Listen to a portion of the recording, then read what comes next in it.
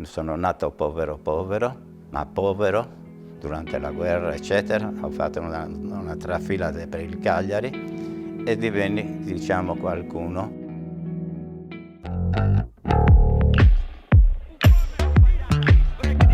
Ripartire il Cagliari, riscatta Lazzari, palla in sua direzione, Lazzari entra in area, il passaggio, gol!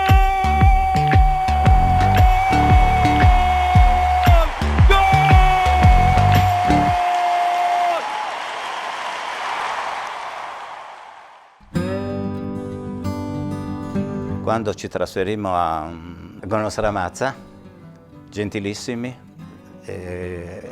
veramente, perché c'era la guerra, ci diedero da vivere là, ci diedero una casa perché a Cagliari era troppo pericoloso per i bombardamenti e noi siamo rimasti senza casa, siamo rimasti. Mi regalarono una palla di gomma. La prima palla di gomma, perché prima giocavamo con la palla di stracci, e c'era un muretto che adiacente alla costruzione che ci aveva dato la parrocchia e il comune a Gonosramazza. E io con questa pallina, via, destro, sinistro e destro. Venne acquistato dal Cagliari, come chiamiamolo così, è brutto parlarne, a Cagliari per 140.000 lire a 13 anni. Quando vi compro il Cagliari per 140.000 lire, a me il presidente, che aspettava tutto al presidente della Stella Bianca, mi mise in tasca 70.000 lire. Io, correndo, era una cifra in quel periodo da nababbi, e mamma prendeva circa 12.000 lire al mese. Quando io gli diedi queste 70.000, quasi piangeva, voleva sapere per forza di cose la provenienza di questi soldi, perché non credeva mica che era un omaggio del presidente, che aveva un negozio di frutta e verdura in via nel corso Vittorio Emanuele. Il professor Meloni mi invitò sul suo studio, mi disse: Tonino, tu conosci qualcuno di questi che vorrebbe venire al Cagliari? E io citai diversi nomi di questi, da cui anche Falchi, Crovi, sinceramente questo professor Meloni mi ringraziò tanto che noi per 4-5 anni abbiamo fatto la Serie B. Io ero un ambizioso di prima, ma proprio ambivo a diventare qualcuno nel mondo del calcio e della società in generale. Mi ingessarono la gamba per circa 2 mesi, 60 giorni, sì, 2 mesi.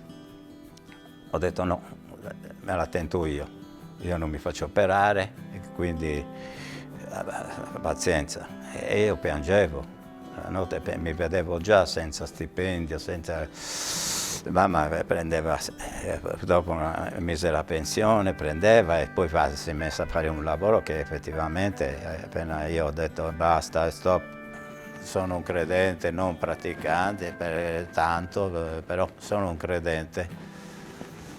E questo mi ha dato l'opportunità di pensare che strada facendo abbia trovato questo frate e mi vede sorridendo, e io ero in stampelle e gli chiesi, mi ha detto che cosa mi era capitato, si è messo a sorridere, mi ha dato un buffetto, mi ha detto vai tranquillo figliolo.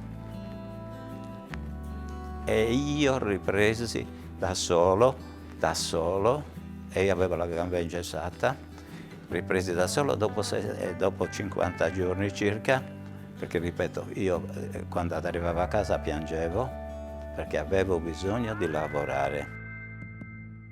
Mi ricordo che mamma un giorno che non aveva assistito mai a una partita, che non aveva mai fatto niente, cosa, veramente. Mi dice: Tonino, me la dai la tua maglia? E ho detto: mamma, noi abbiamo le maglie, io ne ho una solo, perché altrimenti il ragionier Carro, l'economo ci avrebbe... ho la maglia, però è senza numero. No, non preoccuparti. La maglia, il numero 11 lo metto, la faccio mettere io dalla sarta, lo faccio io. Ho venuto a sapere da mio nipote che una maglia esisteva col numero 11 a Bonaria. Poi mi si è chiesto di fare una domanda alla curia per prenderla e per portarla al museo. Io dissi no, darei per rispetto a mia madre, la maglia rimarrà là, quindi il pubblico può andare tranquillamente, anzi devo avvicinarmi anch'io e di metterla in evidenza che sicuramente molte persone potrebbero anche vederla. Tonino Cungio poteva giocare a destra e a sinistra, capito? Quindi no, perché aveva i due piedi. Gigi era il classico centrale, la classica punta centrale era. Ma sai quanti assist ho fatto io e a tutti i giocatori che hanno fatto i gol?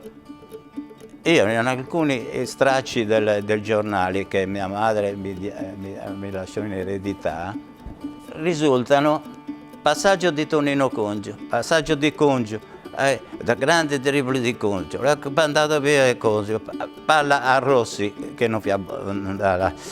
Però è esistito sempre che i due giocatori di fascia sono dei terzini fluidificanti sono. Quindi io mi reputo uno di questi. Forse sarò stato il primo, non lo so, però io riuscivo a trovare il fondo campo veramente con una semplicità non indifferente. Mi sono presentato al Sant'Elia quando aprirono il museo e sinceramente non sono stato bene quando il presidente Giulini mi ha detto: ah, io non sapevo che lei era anche un allenatore. Io sono rimasto, ho detto sì, io sono stato allenatore e sono stato allenatore, collaboratore di Olivieri, Radice, Agnoni, Veneranda, Robotti, Toneatto, persino Fabri.